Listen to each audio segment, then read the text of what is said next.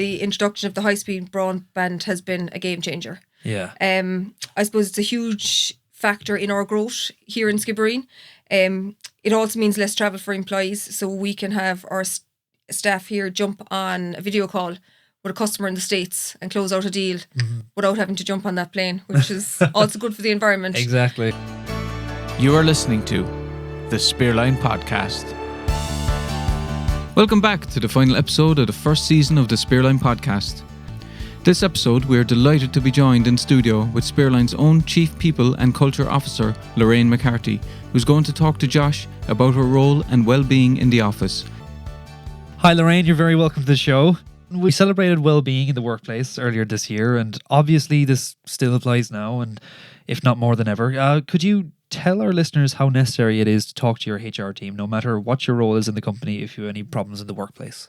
I suppose I tell all employees in all the locations in Spearline that the HR team is always available. I suppose as the team has expanded, it's now easier. The fact that we have someone on site in Waterford, we have someone on site in Ahmedabad, and there's someone here in Skibbereen, it makes it easier.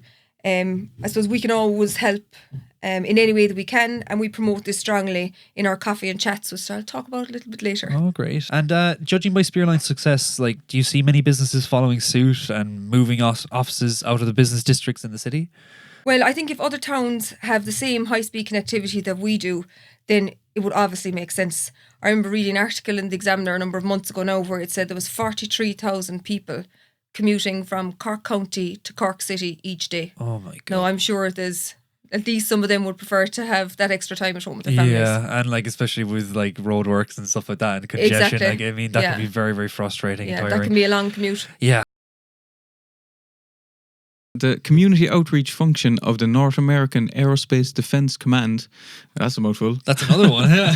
Titled NORAD Tracks Santa, is an annual Christmas-themed volunteer program that occurs on December 24th and has existed since 1955. Wow. So each volunteer handles about 40 telephone calls per hour, and the team typically handles more than 12,000 emails and more than 100,000 telephone calls from more than 200 countries and territories. Oh my God. Yeah, but a lot of phone calls. It's extremely busy, yeah. Yeah, I hope the audio quality was good on those phone calls. Yeah, you wouldn't want any latency for that. Definitely not. If you would like to find out more about how Spearline can help you, please contact us at spearline.com.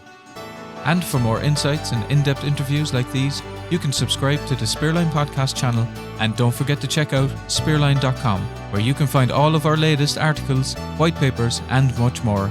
Till next time, and thank you for listening to the Spearline Podcast.